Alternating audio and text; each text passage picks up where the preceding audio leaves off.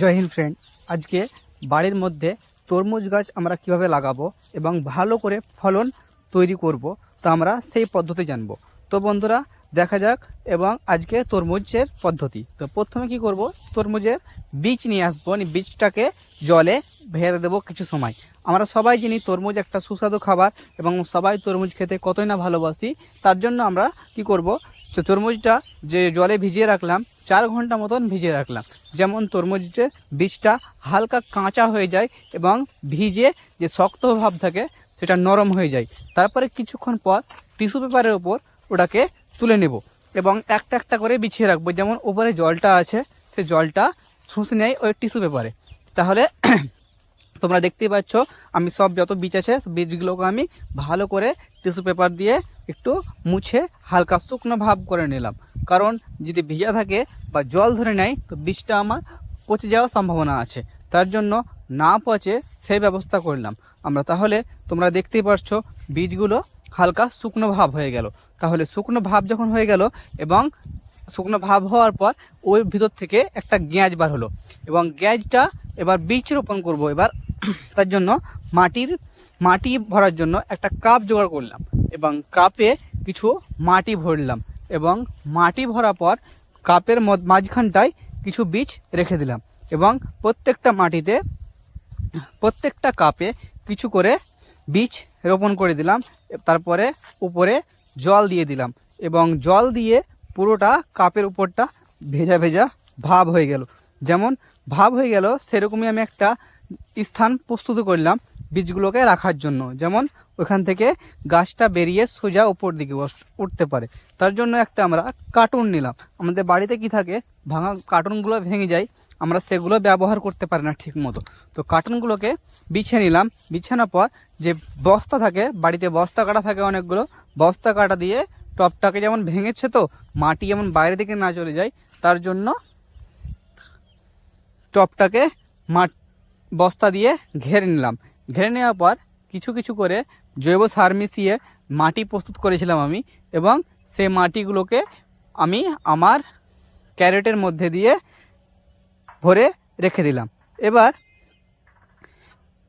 ক্যারেটে যখনই ভরা হলো, যখনই চারিদিকটা সমানভাবে করে নিলাম, যেমন একটু অন্য দিকে যেমন না চলে যায় বা তারখানে মাঝখানটায়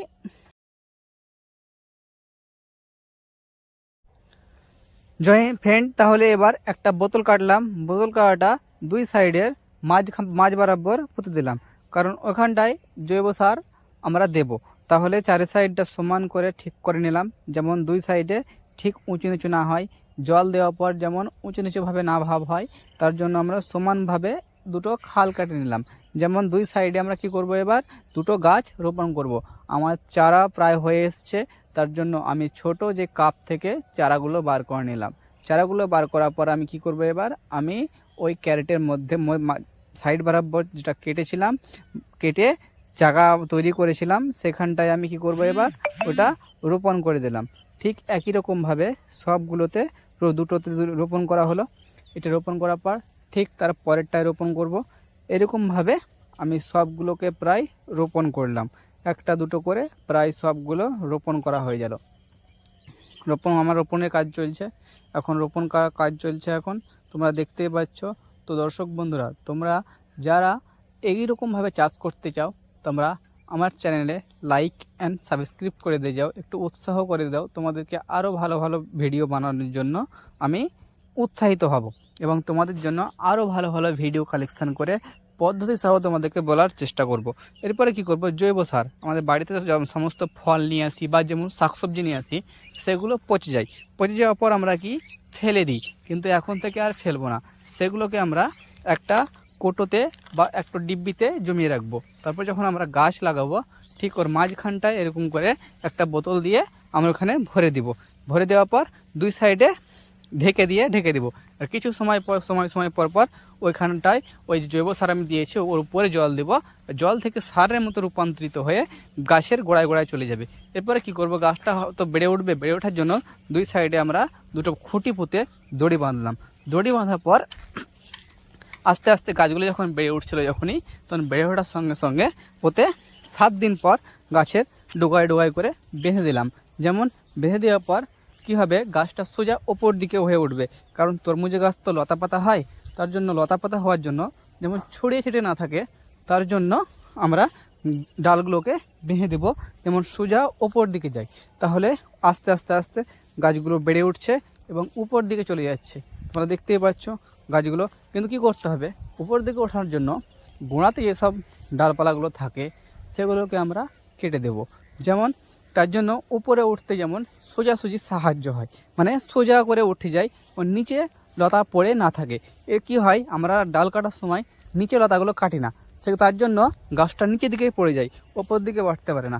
মেন যেটা হচ্ছে আর সব থেকে বড় শিকড় যেটা আছে বা বেড়ে উঠছে, সেটা কী করবো, আমরা বাড়ার উৎসাহিত করব।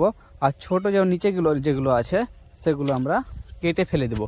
তাহলে তোমরা দেখতেই পাচ্ছ এগুলোকে সবকে কেটে ফেলে দিচ্ছি। আফটার 20 দিন পর আমার গাছ ঠিক বড় হয়ে যাচ্ছে, উপর দিকে উঠছে। উপর দিকে উঠতে উঠতে আস্তে আস্তে আমার কি হচ্ছে, ফল ধরার মতো ফুল আসতে শুরু করবে এবার। তাহলে দেখতেই পাচ্ছ আস্তে আস্তে সব শিকড়গুলো, মানে ওর যে উপরে ওর জালের মতো যে শিকড়গুলো থাকে, মানে উপরে উঠতে সাহায্য করে, সেগুলোকে আমি কিছু করে বেঁধে দিচ্ছি, হালকা হালকা করে বেঁধে দেওয়ার চেষ্টা করছি, যেমন নিচের দিকে না পড়ে যায়। বেঁধে দিলে কী হবে, আমার একটা এক্সট্রা সাপোর্ট হবে। ও তো নিজের শিকড়ে তো উঠবেই, তুমি যখনই ফল ধরবে তখনই ফলটা ছিঁড়ে পড়ে যাবে। 30 দিন পর ওর ফুল আসতে শুরু করেছে প্রায়, দেখতেই পাচ্ছ। তো ফুলগুলো কি হচ্ছে, আসছে, এবং ফুলগুলোকে আমরা হাতে পরাগায়ন করব, এবং তাহলে কি হবে, ফলটা ভালো ধরবে। প্রত্যেকটা ফুল থেকে ফল ধরার সম্ভাবনা বেশি থাকে। কারণ কি হয়, ফুল ঝরে পড়ে যায়, তখন আমাদের কি হয়, ফলটা নষ্ট হয়ে যায়। তো যেন ফল নষ্ট না হয় তার জন্য আমরা এতে পরাগায়ন করে দিলাম, এবং সব ফুল চলে এসছে। এবং ফুল চলে এলে কী হবে, আস্তে আস্তে মোটাতে শুরু করবে। যেমন দেখতে পাচ্ছ তরমুজে ফল চলে এসছে, ফুল থেকে ফল হবে, ফল থেকে মোটাবে, মোটাইয়ে পাকবে, পাকার পর খাওয়া হবে। তাহলে তোমরা দেখতে পাচ্ছ ফুল চলে এসছে, এবং আস্তে আস্তে আস্তে আস্তে ফুল থেকে ফলে পরিণত হলো, এবং আস্তে আস্তে জল শোষণ করবে, জৈব সার শোষণ করবে, শোষণ করার পর আস্তে আস্তে মোটাতে শুরু করবে। তাহলে এবং আমি সব ফুলগুলোকে পরাগায়ন করছি, মানে একটার সঙ্গে আরেকটা যেমন টাচ করলে কি হয়, ফলটা ভালো হবে এবং মিলন হচ্ছে। ফুলে যদি মিলন না হয় তো ফল কখনোই ভালো হয় না, আর ফল মোটায় না, ফল ধরেও না, ফুল ধরে আর ঝরে পড়ে যায়। তার জন্য অত্যন্ত গুরুত্বপূর্ণ এটা কাজ করে বেশিরভাগ প্রজাপতি জমিতে কীটপতঙ্গ করে। হঠাৎ আস্তে আস্তে ফল গাছে ফল বড় হয়ে উঠলো, বড় হয়ে ওঠার পর এবং দেখতেই পাচ্ছ এখন তো কাঁচা অবস্থায় আছে, কাঁচা অবস্থা থেকে পাকবে। তোমরা দেখতেই পাচ্ছ আস্তে আস্তে আস্তে এরকমভাবে বড় হয়ে উঠবে, এবং বড় ওঠার সঙ্গে সঙ্গে তোমরা দেখতে পাবে যে ফলগুলো মোটাচ্ছে। তো ফলগুলো যখন মুটিয়ে যাচ্ছে তখন তো শিকড়ে তো যে এটা আছে, বন্ঠা আছে, আমরা বন্ঠা বলি, সেটা ধরে রাখতে পারবে না। তার জন্য আমি একটা প্রস্তুতি নিচ্ছি, যেমন দোলনা করে যেরকম, সেই দোলনার মতো করে নিচ্ছি। ওর মধ্যে ফলটাকে ভরে দেব। যেমন দেখতে পাচ্ছ দুই সাইডে দড়ি দিয়ে বেঁধে নিলাম, দড়ি দিয়ে বেঁধে নেওয়ার পর যে ফলটা আছে, ফলটার উপরে বেঁধে নিয়ে আমি ওই দড়িতে বেঁধে দিলাম। তাহলে কি হবে, ফলটা যখনই বড় হবে তখন শুয়ে যাবে, যখন বাচ্চা ছেলে ঘুমায় না সেরকমভাবে ঘুমাবে। তাহলে ফলটা ওইরকমভাবে ঘুমিয়ে যাবে।